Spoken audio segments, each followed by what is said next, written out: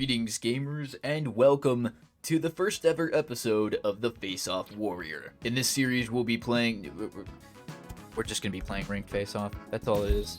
I'm also going to try a new editing style where instead of doing the real-time commentary, I kind of commentate after the fact. It's just something I'm giving it a little shot here. Let me know if you guys enjoy it or if you prefer the real-time commentary. Honestly, I gotta admit, it's a little weird seeing the unranked little icon on my character. It's been quite a long time since I've seen that logo.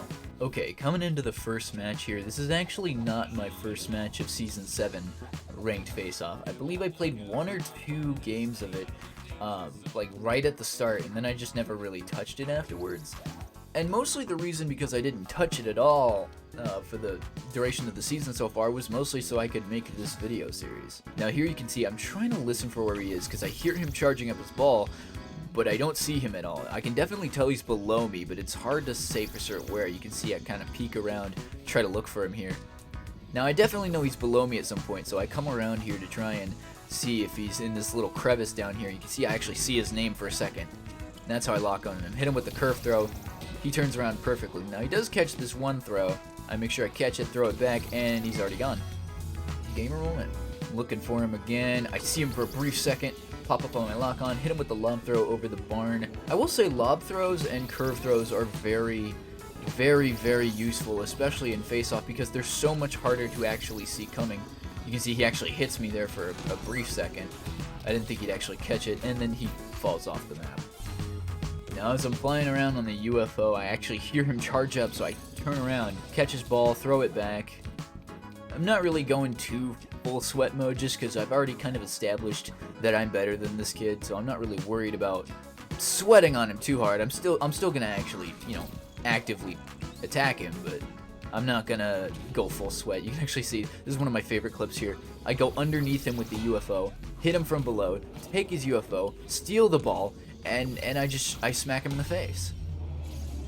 Honestly, one of my favorite clips, for sure. The second round is pretty much the same old. We actually hit each other on this little space, and I couldn't just let him get away.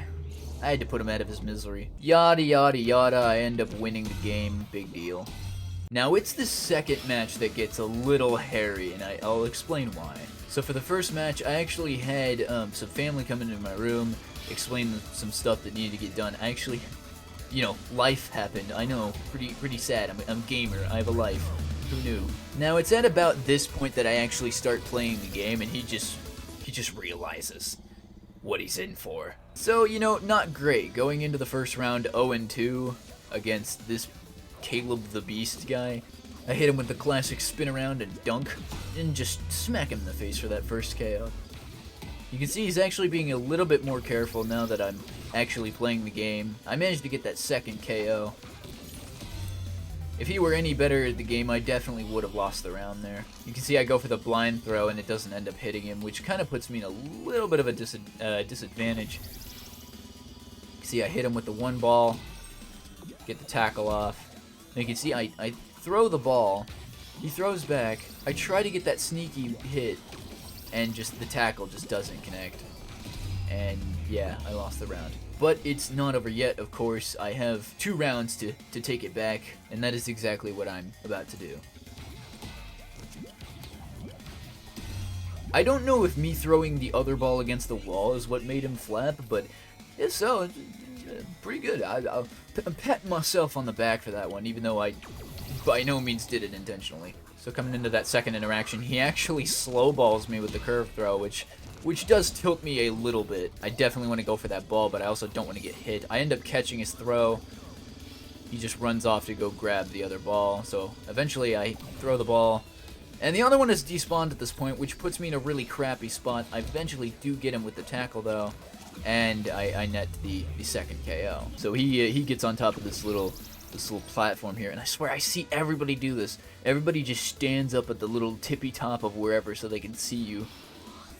I actually do get slowballed here. It was very sad. So it's 2-2. He's about to win the round. I definitely can't let that happen, so I go straight up to him to really just try and keep the pressure on. You can see I go for the tackle. I managed to live. I try to get him to flap, but he just won't do it. However, since he doesn't have a ball, he can't actually KO me unless he like hits me off the bridge or something. You can see I actually push the other ball off the stage so that he can't get it.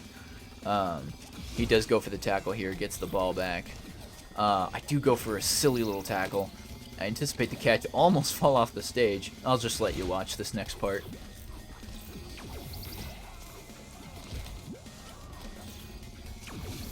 And there it is, gamer moment.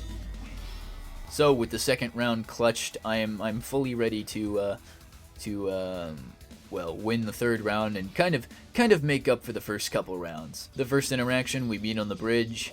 I do some funky stuff. I end up letting go of my charge just because I didn't want to hold the ball for too long, because you never really want to be that guy where you're not actively fighting the face-off, you're just standing there with the ball charged. It's not exactly inoptimal, it's just boring. I do end up missing the tackle here, which kind of annoys me. Coming into the second interaction here, you notice I go right up to him, catch his lob throw. I'm really just trying to get him to flap here, but he just won't do it, so I've got to rethink my strategy a little bit. It's at this point that I've kind of realized I've sensitized him a little bit, so I just start going for throws. Mainly just because he's expecting me to fake first, so if I don't fake, if I just throw, then I'll probably end up hitting him more. You see he goes for the self-pass.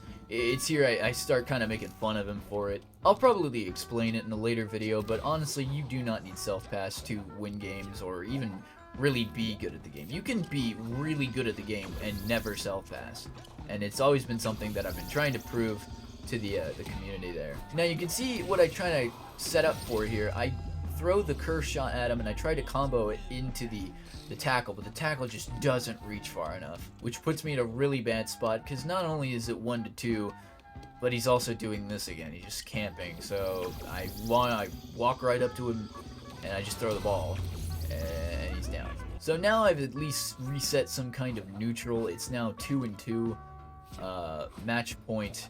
I know he's standing behind there probably with the ball, so I don't immediately approach just because I really have no reason to approach, and I just throw.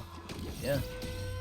Honestly, that match was incredibly sweaty. I don't know why that match was so much harder than all the other ones. This is actually the one match that took the most amount of effort to win, and it was probably only because we were both in the unranked category. But now I am officially bronze, so hopefully we should start getting some easier players and I can climb up the ladder much faster. Now you can see by being in bronze 1, I'm already in the top 20,000 players, which isn't a lot admittedly, but I'll explain why this is important later. I actually do manage to find matches relatively quickly, which is not something I thought would happen for Face-Off. I think back in the first couple seasons, Face-Off was notoriously not played very much. I think free-to-play has probably upped the numbers by a lot, and it's contributed to why it's okay now. But even then, I was surprised I was finding matches as quickly as I was for this session. Anyway, my next match was against some dude called like Dark Shadow something. I win. I slow ball him a couple times. It's pretty funny. But yeah, you admittedly not exactly missing much in this fight. I guess the nice thing about being in a lower streak is just by having a streak and winning a game, you already go up a full division. It's kind of insane, and I do kind of miss it almost. Not enough to make a Smurf account or anything, but it is kind of refreshing. And you can see just by winning that one game, I'm already in like the top 8,000, which is pretty freaking nice, I gotta say. My next match is against some dude named Wesley, and it goes about as well as you'd expect. I just kind of whoop his butt like a lot. This particular interaction is kind of funny. I'll just let you watch this part.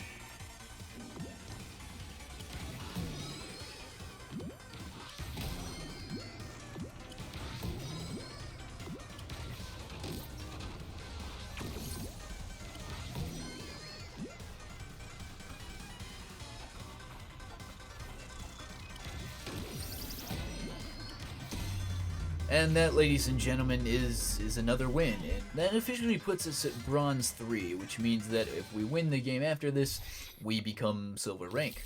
My final match was against DGKPG, whatever that means. At this point, I actually start challenging myself a little bit. So the current challenge I've imposed upon myself is to try and win this match using only the ball in my hand. I can't use any of the other balls on the stage to at least KO him. I can use other balls to hit him, but I have to hit him with my one ball there to KO him. I don't really know why I decided to do this. I guess I just thought it was a little bit more interesting and more exciting than just kicking his butt normally. Maybe that's a little scummy, I don't know, but I do end up getting KO'd here, so it's at least somewhat fair, I guess? I don't know. Anyway, it gets to round point, and I do eventually get the KO.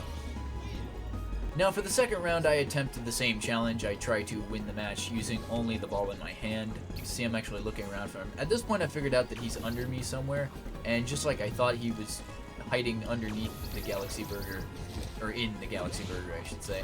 I go back for the ball, which is a little silly, but like I said, I am trying to challenge myself. He doesn't actually have a ball, so I do end up hitting him here.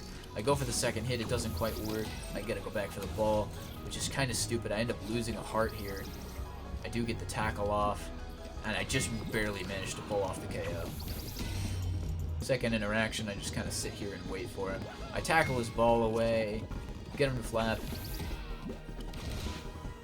He throws my ball back for me, which is nice, and I eventually just get the second KO. Now something interesting happens with the third KO.